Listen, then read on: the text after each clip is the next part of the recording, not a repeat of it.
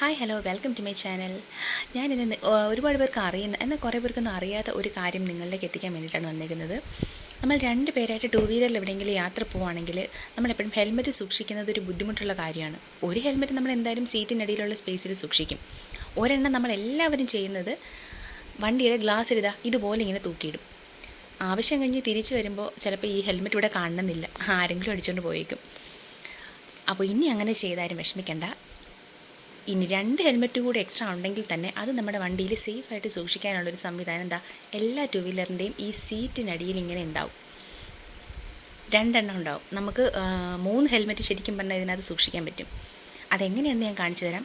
നമ്മുടെ ഹെൽമെറ്റിൻ്റെ ഈ ലോക്കിടുന്ന ഭാഗമില്ലേ, ഇത് ലോക്കിട്ടിട്ട് ഇതിൻ്റെ ആ ടൈ ഇല്ലേ, ആ ടൈ ഞാൻ നേരത്തെ കാണിച്ച ഇത് ഞാൻ കാണിച്ചു തരാം എങ്ങനെയാണെന്ന്. ഇതിലേക്ക് ഇങ്ങനെ